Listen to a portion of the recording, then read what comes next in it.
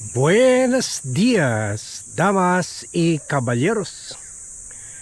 Very suspicious at very intriguing itong proposal ni Caloocan 2nd District Congressman Edgar Erice, na dati kliyente ko rin kasi may mining company ito.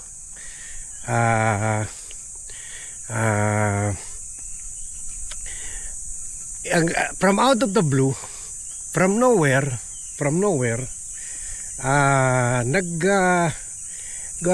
propose siya na dapat daw yung mga, kasi kwan siya yung original Liberal Party member siya noon, kay kasama sila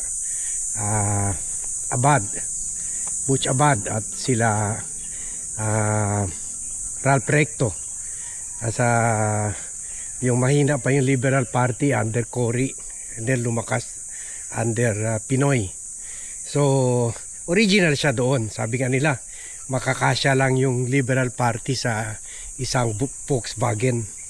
So original siya, Liberal Party, pero recently nakikita natin parang leaning siya more sa mga DDS, leaning siya more sa grupo nila Sara Duterte.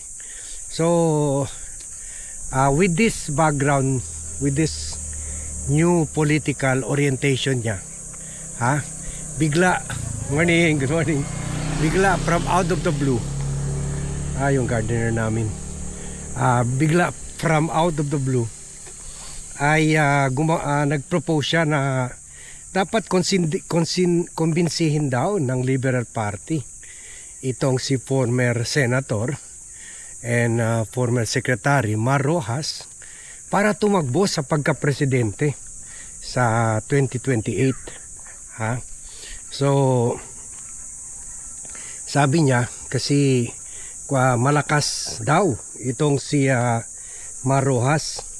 Sabi niya, sa pagkakilala ko sa kanya, mahal niya ang bayan at hindi siya tatanggi sa tawag ng bayan. Sabi ni Erice sa panayam sa mga reporters. Si Mar Rojas, para yan nanligaw, binasted. Para yan nanligaw, binasted. Masakit sa kanya yung pagkabasted sa kanya. Pero sa nangyayari sa bayan natin, dahil mahal niya yung bayan natin, abay, nasasaktan yan, at pag tinawag mo yan, lalaban yan para sa bayan, sabi niya. In the light of this, sabi niya, he made this proposal dahil sinabi na ni BP Leni na decided na siya not to run for president. Sabi niya, ayaw niya di ba sinabi niya ayaw niya. Kung siya, edi siya. Kung siya ang mapili, pero sabi niya ayaw niya, baka magalit na yung kakapilit natin. O yun, makaniwala siya na ayaw talaga ni BP Leni.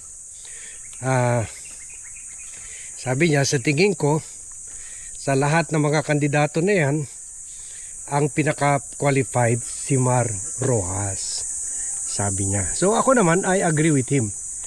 I agree with him na qualified. In fact, approaching from 13 billion, approaching 19 to 20 from 13 trillion nung pagbaba ni Duterte sa pwesto, from 13 trillion approaching 19 to 20 trillion na ang utang natin, ang utang ng gobyerno sa mga foreign and local banks. Ngayon meron naman this week, may 1 trillion utang na naman si President Bongbong Marcos. Kasi yun nga, yung pera na dapat i-produce ng gobyerno para sa mga pangangailangan ng bansa, kulang na kulang doon sa nakaw. Karamihan na pupunta sa nakaw. Sana mag-stick na lang kung ano lang budget. Sige, belt tightening tayo lahat. wala munang pork barrel, wala munang kwan. Huwag muna i-release yung pork barrel funds. Pero kailangan kasi siguro gagamitin pa dyan pambayad sa boboto sa impeachment. Hindi yan boboto sa impeachment mga congressman kung hindi ma-release ang budget nila. So yun, nangutang na 1 trillion. So 19 trillion na ata or 20 trillion na. Ibig sabihin from Duterte's time, in 4 years pa lang, nangutang na si President Marcos ng 13 trillion. So, pagdating ng 2028, halos bankrupt na yung gobyerno natin. Halos bankrupt. We need a political or economic expert as well as a political expert like Mar Rojas. Veterano rin yan sa politika. Ang problema ko lang kay Mar Rojas ay matagal siya para kay BP Lenny. Although si BP Lenny from time to time nakikita natin yung mga photo, yung mga pahayag, ganon, pero konti lang kumpara kay Trillanes, Leila de Lima o kay Risa Ontiveros. Yung politika naman parang lovers 'di ba, sabi nila out of sight, out of mind. Di ko alam kung nakikilala pa si Mar ng mga millennials ngayon mga Gen X at Gen Z generations. Hindi na nila kilala si Mar kasi napaka low profile niya. So kahit qualified siya, sa tingin ko medyo walang tsansa na manalo. Walang tsansa na. So wag na sana ipilit kasi siya naman pumili na manahimik Pwede naman siya mag-ingay ngayon. Lalo na sa issue ng finance.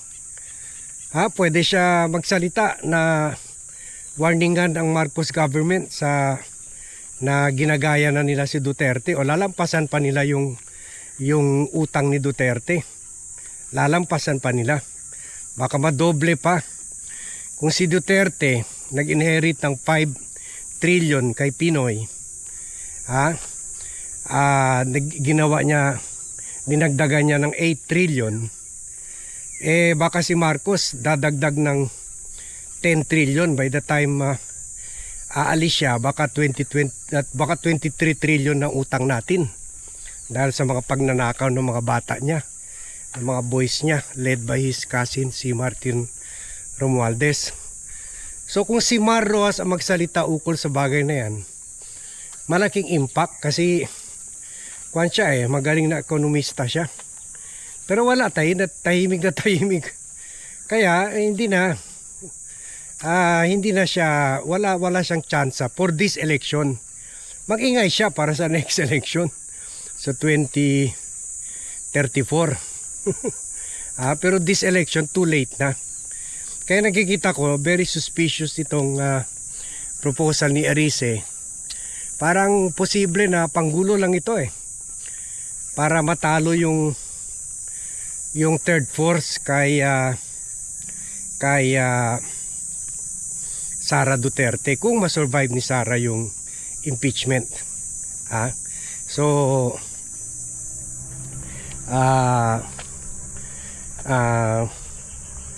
kaya pangkwan lang ito, panghati boto lang ito Isipin nyo na lang, okay, kung yun parang gusto niya yung Liberal Party group magkahati-hati magkaaway-away. Sabihin na natin, okay, na pili lahat, na sabihin natin nagbago yung isip ni BP Lenny, tatakbo siya, or hindi nagbagong isip ni BP Lenny, hindi talaga tatakbo, and then napili ng group ng third force, either si Trillanes or si Leila de Lima or si Risa Ontiveros. Okay, napili nila either of the three. Iisa lang talaga, iisa lang. What if sabi ni Mar, may pera naman ako, may partido rin ako, yung wing ko, tatakbo ako. sa tagbo ko. Lalabanan ko kung mapili si Trillanes o si Risa Ontiveros or even si BP Leni. I-challenge ko si BP Leni. So kung ganyan, kung hati-hati yung opposition, yung Liberal Party, panalo si Sara. Kung ma-survive niya yung impeachment na mamaya later i-discuss natin na bakit medyo problemado talaga tayo dyan. Problemado talaga. So yan ang nakikita natin na parang political play or political ploy ni Congressman Erice, na parang gumagawa siya ng divide and conquer ops na pinaghati-hatian niya at pinag-away-away niya yung Liberal Party where he belongs. So parang ito yung mangyari doon kay Kwan sa Lakas, PDP Laban. Naghati yung Coco Pimentel wing and Kusi Duterte wing, naagaw nila Duterte yung partido. So please share this, please like this vlog para mapunta ito sa inbox ng mga leaders na mga Liberal Party and opposition. Mag-ingat tayo sa mga ops na ganito, yung ops that tend to divide the opposition. Kasi kung divided yung opposition, only a unified opposition can Sara be beaten. Only with a unified opposition can Sara be beaten. Pero kung pareho sa last election na dami-dami na naman,